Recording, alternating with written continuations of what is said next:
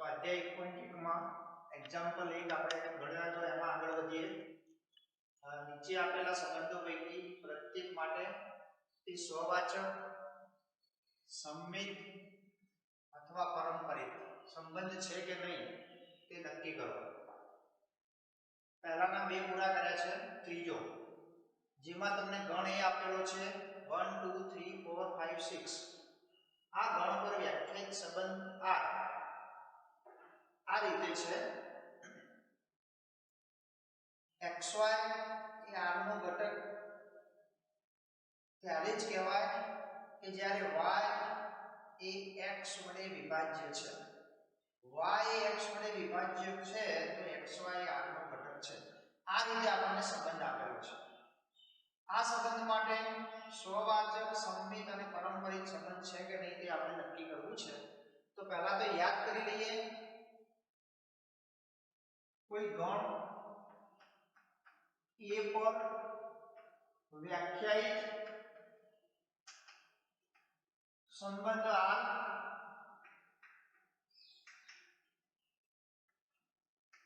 માટે એક સ્વવાચક સંબંધ છે એવું ક્યારે કહેવાય? તો એની વ્યાખ્યા પ્રમાણે પ્રત્યેક x belongs to a માટે xx belongs to r હોવા જોઈએ। બે સંમિત સંબંધ માટે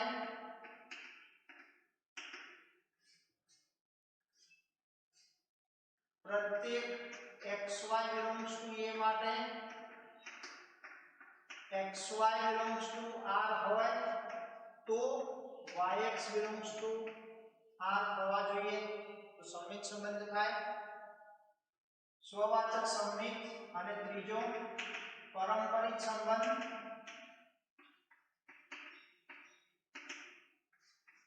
પ્રત્યેક x y z belongs to a માટે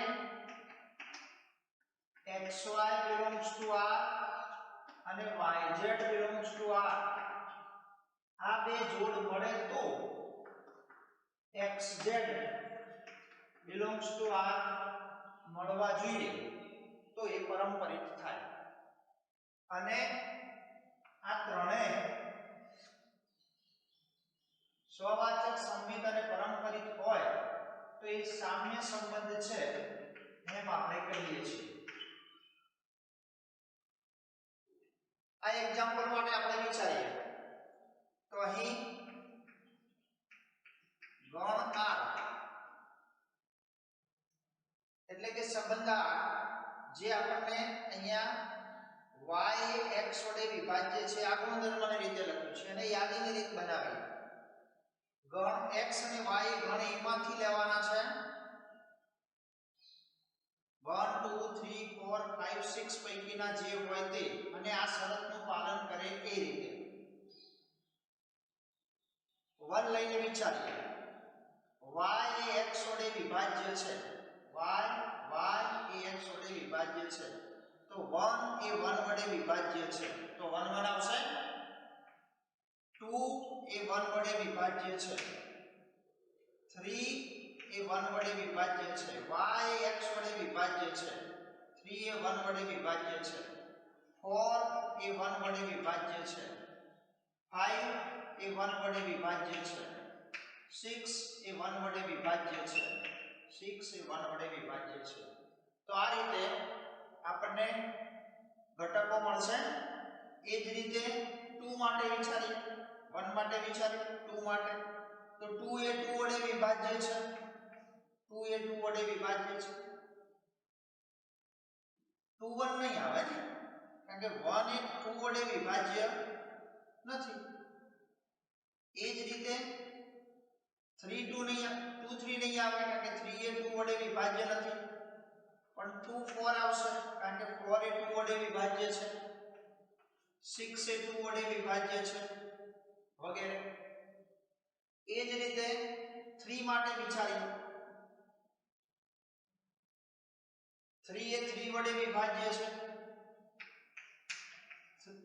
6 એ 3 વડે વિભાજ્ય છે, પછી તો આગળ ઘટકો નથી એટલે આપણે ત્યાં સુધી લેવાના થાય. એ જ રીતે 4 માટે વિચારીએ તો 4 એ 4 વડે વિભાજ્ય છે. 4 એ 4 વડે વિભાજ્ય છે, પછી કોઈ ઘટક નહીં આવે. 5 એ 5 વડે વિભાજ્ય છે. 6 એ 5 વડે વિભાજ્ય નથી તો એ નહીં આવે. છેલ્લે 6 એ 6 વડે વિભાજ્ય છે. તો આ રીતે આપણને જે સંબંધ R આપ્યો છે એને ગણ A ને અનુરૂપ યાદીની રીતે લખ્યા. હવે આ જે ઘટકો લખ્યા છે એ પ્રમાણે ચાલો સ્વવાચક વિચારીએ. સ્વવાચક સંબંધ.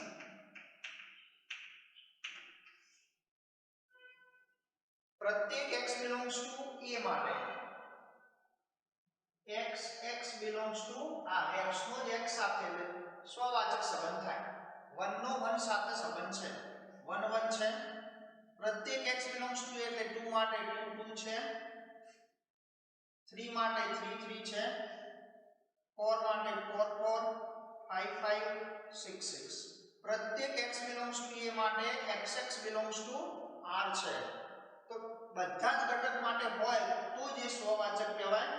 આપણે કહી શકીશું અહીં પ્રત્યેક x belongs to A માટે x એ x સાથે સંબંધ ધરાવે છે. x belongs to R છે અને માટે R એ સ્વવાચક સંબંધી છે.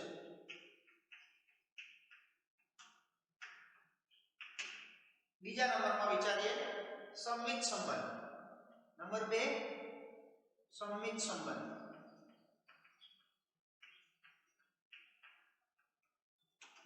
ફરીથી યાદ કરી લઈએ. પ્રત્યેક xy belongs to A માટે xy belongs to R હોય, સંયુક્ત જોડ xy R માં હોય તો yx belongs to R થવા જોઈએ તો સંમિત સંબંધ થાય. અહીંયા 1 2 belongs to R છે પરંતુ 2 1 belongs to R છે નહીં. એક જ ઉદાહરણ આપવાની જરૂર છે તો વ્યાપકમાં બધા જ ઉદાહરણ ચેક કરવા પડે. નથી તો એક જ ઉદાહરણ પૂરતું છે. અહીં 1 2 belongs to R પરંતુ 2 1 does not belongs to R. 1 3 belongs to R પરંતુ 3 1 does not belongs to R. 1 4 belongs to R 4 1 does not belongs to R. આપણે તો એક ઉદાહરણ લખીએ એટલે પૂરતું છે. માટે કહી શકીએ કે R એ સંમિત સંબંધ નથી.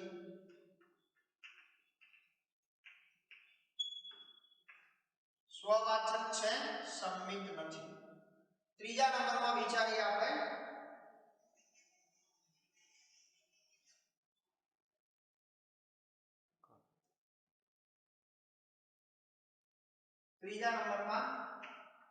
પારંપરિક સંબંધ.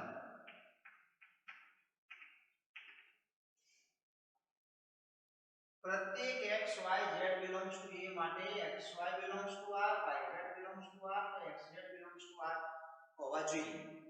આપણે અહીંયા વિચારીએ 1 1 1 2 તો 1 2 છે જ. 1 1 1 3 તો 1 3 છે જ. એ જ રીતે 1 2 2 4 તો 1 4 હોવા જોઈએ છે જ. 1 2 2 6 તો 1 6 હોવા જોઈએ એ પણ છે જ. 1 3 3 3 તો 1 3 છે જ. 1 3 3 6 તો 1 6 છે જ. એ પ્રમાણે ઘટકો આપણે વિચારી શકીએ છીએ. દાખલા તરીકે 2 4 4 4 તો 2 4 છે જ રાઈટ. 2 6 6 6 તો 2 6 છે જ વગેરે. હવે આ બધા જ ઘટકો આપણે બતાવવા એ થોડુંક આપણને વધારે ઓકવર્ડ પડે એટલે એ વખતે વ્યાપકમાં બતાવીશું. નથી સંમિત નથી તો એક ઉદાહરણ આપ્યું. સ્વવાચક નથી તો એક ઉદાહરણ આપો. પણ છે તો વ્યાપકમાં બતાવો. તો અહીંયા આપણે વ્યાપકમાં બતાવીએ કે ભાઈ પ્રત્યેક xy z belongs to A માટે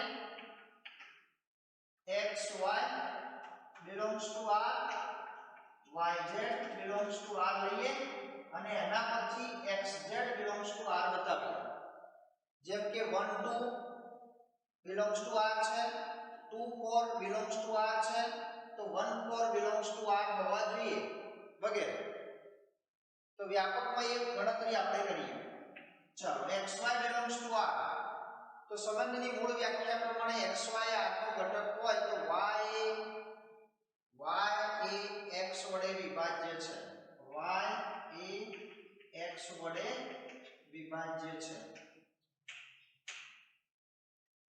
એ જ રીતે yz belongs to r, y A x વડે વિભાજ્ય છે એ પ્રમાણે અહીંયા z એ y વડે વિભાજ્ય છે.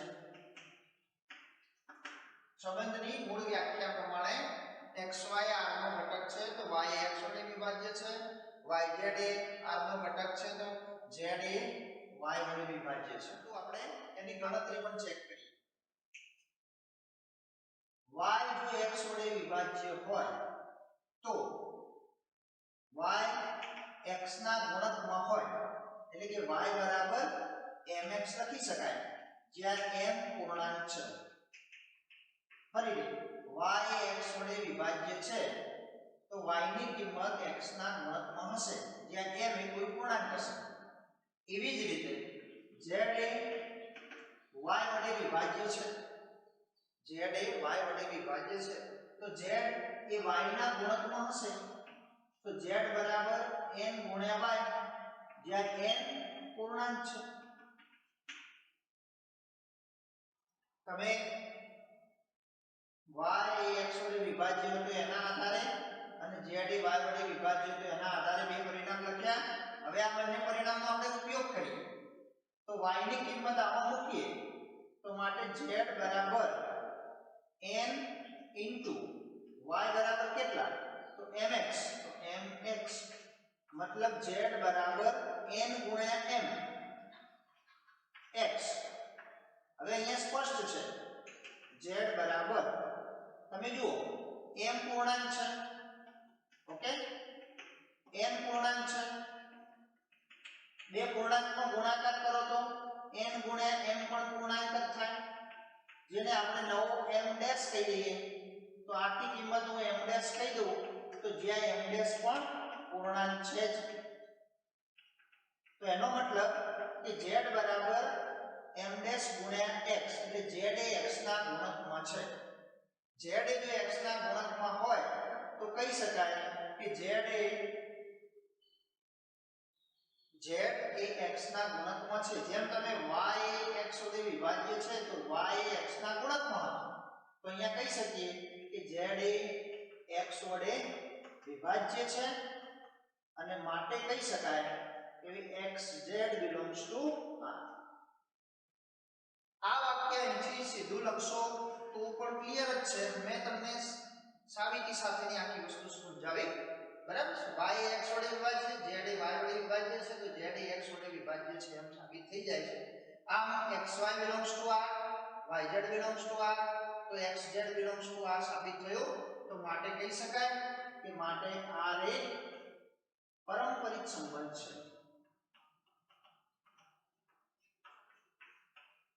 પારંપરિક છે, સ્વવાચક છે, સંમિત નથી, એટલે સામ્ય સંબંધ આપણે કહી શકતા નથી. અહીંયા તમારે માત્ર સ્વવાચક, સંમિત અને પારંપરિક જ ચેક કરવાનું હતું.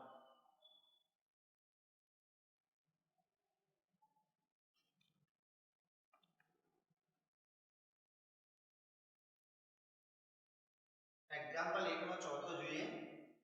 પૂર્ણાંકોના ગણ z પર વ્યાખ્યાયિત સંબંધ. આપણે જેમ ગણ 1 પર એમ z પર, z એટલે પૂર્ણાંક સંખ્યાઓનો ગણ, z માં 0 1 2 3 -1 -2 વગેરે આવશે. એના પર વ્યાખ્યાયિત સંબંધ r બરાબર xy. સંબંધ xy કેવી રીતે છે તો x y પૂર્ણાંક છે. x અને y વચ્ચેનો સંબંધ એ રીતે છે કે એમનો તફાવત લો તો એ પૂર્ણાંક છે.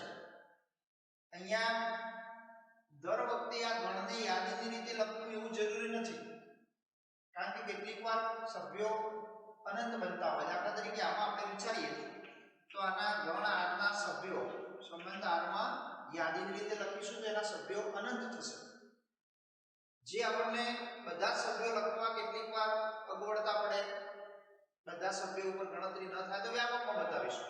અને હું આ ઉદાહરણ ગણીને બતાવું કે xy r નો ઘટક ત્યારે જ થાય જ્યારે x અને y વચ્ચેનો તફાવત પૂર્ણાંક સંખ્યા છે.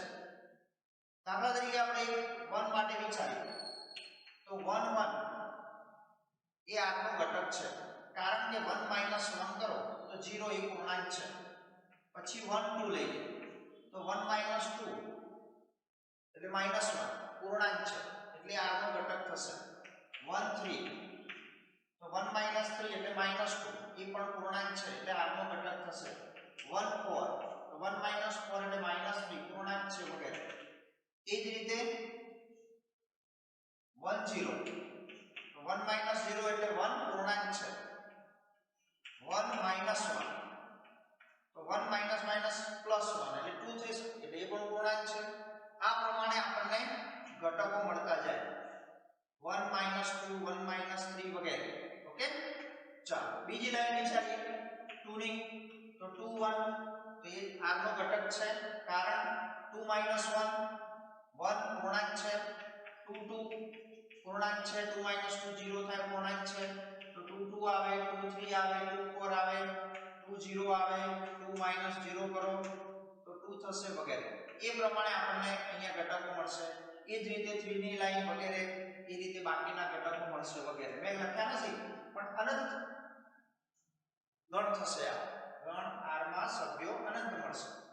અહીંયા આ બધા સભ્યો લખવાને બધા સભ્યો માટે આપણે આ ત્રણે ત્રણ સમવાચક સંમિત પારંપરિક સંબંધની ચકાસણી કરવી છે. બધા ઘટક પરથી આપણને થોડુંક અગવડ પડતી હોય ત્યારે આપણે ખાસ વ્યાપકમાં બતાવીશું. અહીંયા તમે જોઈ શકો છો કે 1 1 belongs to r છે, 2 2 belongs to r છે, 3 3 belongs to r છે વગેરે. તો એને આપણે વ્યાપક સ્વરૂપે બતાવીએ. નંબર 1 માં સ્વવાચક સંબંધ. સ્વવાચક સંબંધમાં આપણે સ્પષ્ટતા કરી છે કે પ્રત્યેક x belongs to a, પ્રત્યેક x belongs to a અહીંયા ગણ z પર છે, તો પ્રત્યેક x belongs to z એના માટે x x એ r નો ઘટક છે. તો x x એ r નો ઘટક છે એનું કારણ belongs to r, કારણ કે x minus x x y એ r નો ઘટક ક્યારે થાય? x minus y એ પૂર્ણાંક છે. તો અહીંયા x minus x કરો તો 0 જે પૂર્ણાંક છે. x minus x 0 થાય એટલે એ પૂર્ણાંક છે. પૂર્ણાંક છે તો xx belongs to r છે અને માટે r એક સ્વવાચક સંબંધ છે. તમે જો અહીંયા વ્યાપકમાં સરળતાથી સાબિત થઈ જાય. તમારે જ્યારે ઉદાહરણ ચેક કરવા તો 1 1 2 2 3 3 4 4 બધા માટે જોવાનું રહ્યું.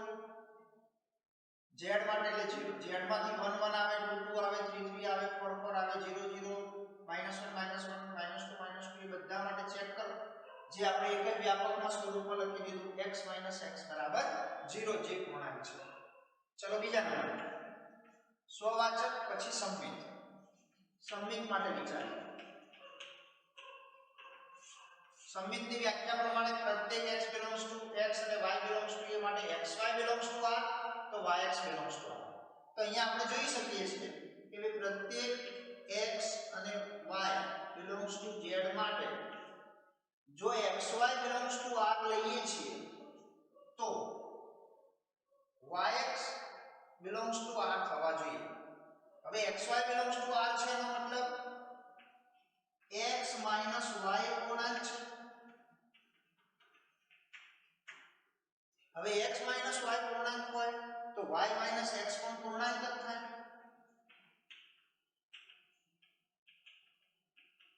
ઉદાહરણ તરીકે આપણે વિચારીએ કે ભાઈ 2 3 તો 2 3 belongs to r છે તો 2 minus 3 બરાબર -1 એ પૂર્ણાંક છે.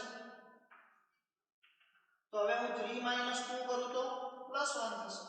એટલે અહીંયા x minus y પ્લસ હશે તો y minus x એ માઈનસ થશે, પણ હશે તો પૂર્ણાંક હશે.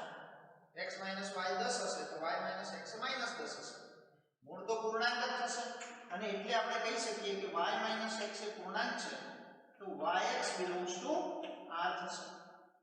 xy belongs to r પરથી yx belongs to r મળે તો તો માટે આર એ સંમિત સંબંધ છે.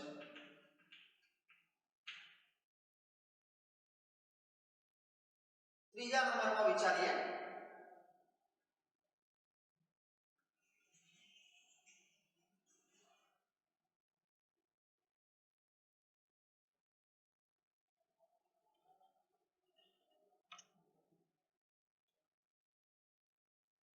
પારંપરિક સંબંધ.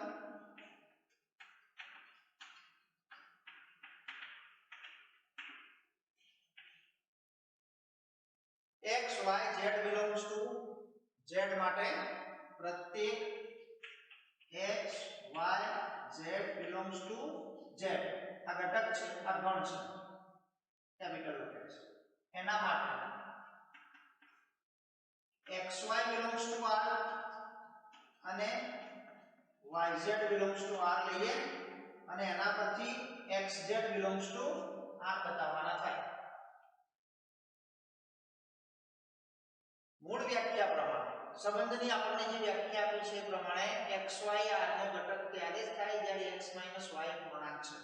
તો xy r નો ઘટક છે એનો મતલબ x y એ પૂર્ણાંક છે અને yz belongs to r તો y z એ પણ પૂર્ણાંક છે. x y પૂર્ણાંક છે, y z પૂર્ણાંક છે. તો હું એ બંનેનો સરવાળો કરું, x y પણ પૂર્ણાંક છે, y z પણ પૂર્ણાંક છે. બે પૂર્ણાંકનો સરવાળો પૂર્ણાંક જ થાય. તો અહીંયા આ પૂર્ણાંક છે પ્લસ આ પણ પૂર્ણાંક છે, તો એ બેનો સરવાળો પણ પૂર્ણાંક થશે. એટલે કે x y y z જેમાં y કેન્સલ, તો x z એ પણ પૂર્ણાંક જ છે અને માટે કહી શકાય કે x z એ પૂર્ણાંક છે તો xz belongs to r છે. આમ આપણે xy belongs to r અને yz belongs to r લઈએ તો xz belongs to r મળે છે અને માટે કહી શકાય કે r એ પારંપરિક સંબંધ છે.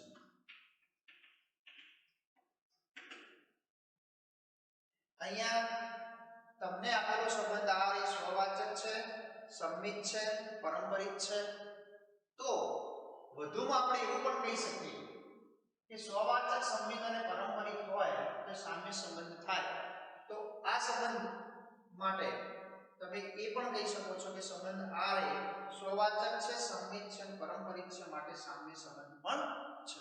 અહીંયા આપણે ચેક કરવાનું